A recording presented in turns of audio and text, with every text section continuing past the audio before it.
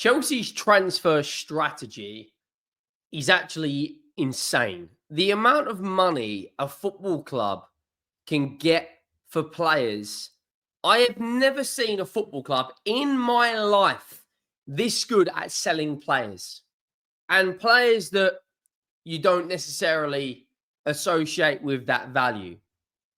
The relationship they've got with Arsenal now, any player that for whatever reason is on the fringes of leaving is immediately linked with all the big clubs: Juventus, Arsenal, Barcelona, Bayern Munich, etc., etc. Veiga today, Madueke, Petrovic. The amount of money they generate in sales is absolutely ridiculous. Like, we can all talk about the amount of money we've spent. We can all talk about the amount of money Chelsea have done over the years. People have an agenda, etc., etc. Oh, you spent £1 billion. Whatever. But the amount of money they generate back just this season is insane. It's absolutely insane. Make sure you go down, drop a like on the video if you haven't already. Let me know your thoughts down below.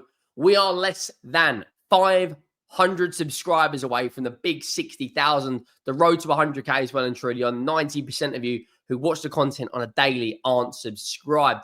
So please go down and hit that subscribe button. Now, Chelsea today, Fabrizio Romano has come out. Joao Pedro has been announced. Great bit of business. £55 million fixed fee with £5 million in add-ons for the Brazilian joining from Brighton. The amount of money that Chelsea have paid Brighton, by the way, £281 million for Caicedo, Joao Pedro, Cucurella, Sanchez, Graham Potter, the whole Colwell situation.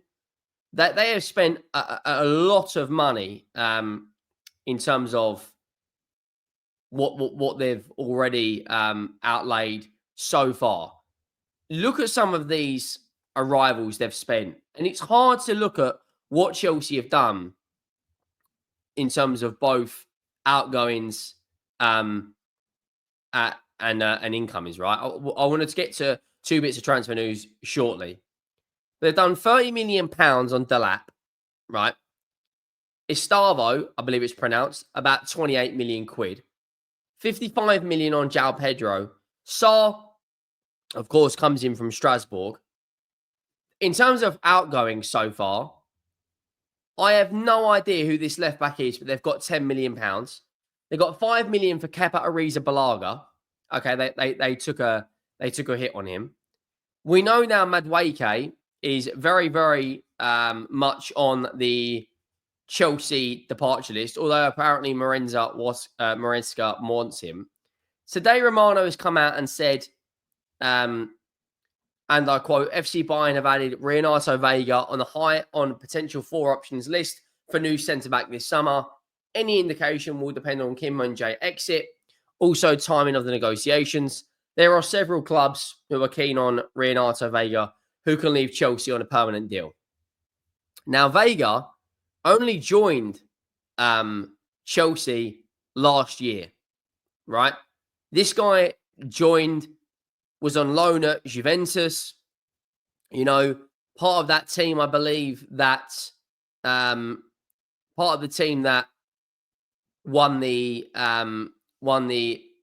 Nations League. They signed him from Basel for £15 million, right? Juventus alone paid something like £7 million for the loan fee. There's now reports out there that he could leave for about 25 million quid, right? You then put on the money they're going to get for Noni Madueke is going to be at least 45, 50 million pounds, right?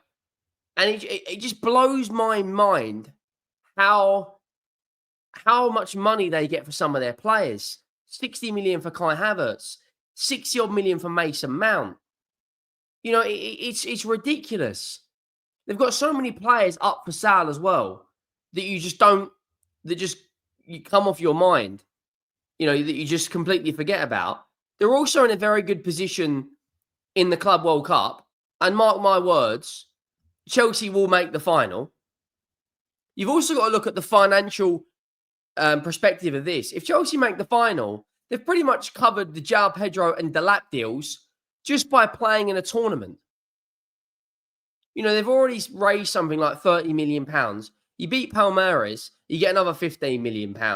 You beat Al Hilal or Fluminense, you get about another £25 million. And then who knows, in a one-off game, Chelsea have got pedigree.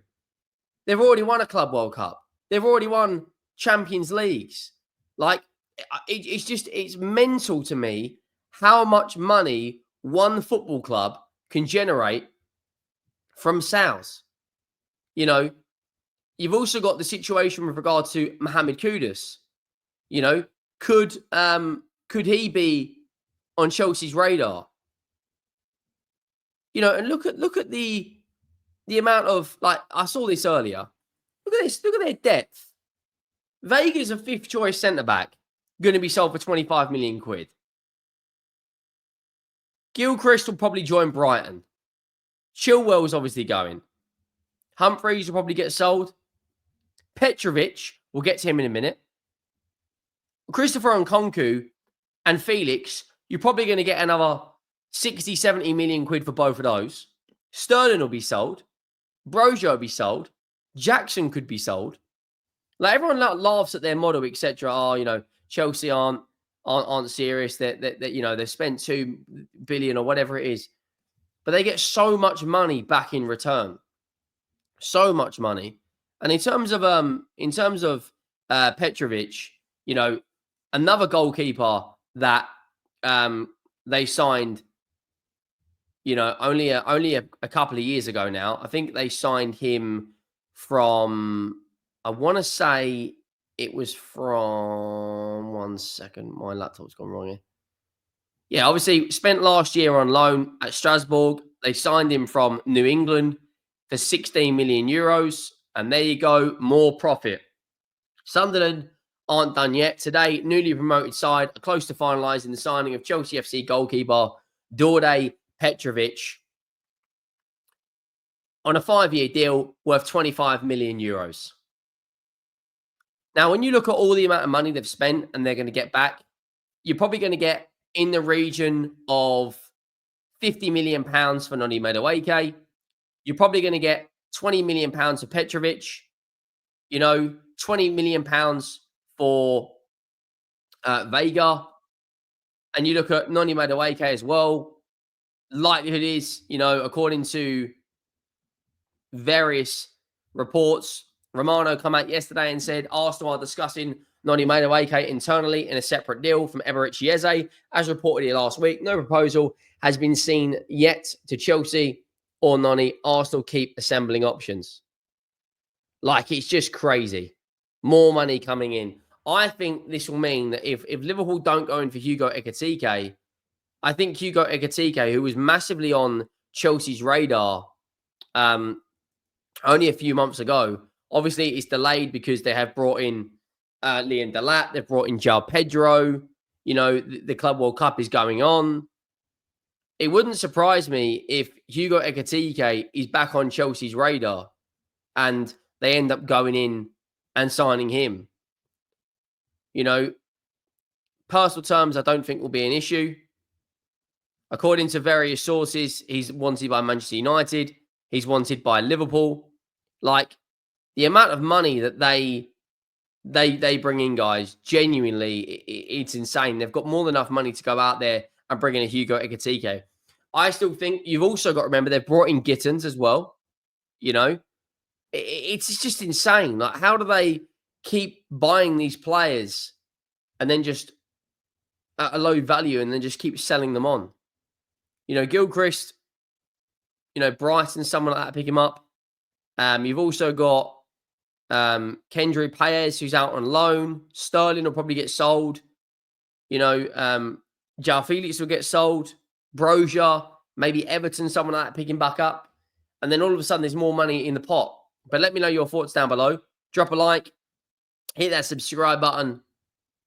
And I'll be back later for another transfer video, probably about 9:30 this evening. I will see you all in the next one. Thank you for watching. I am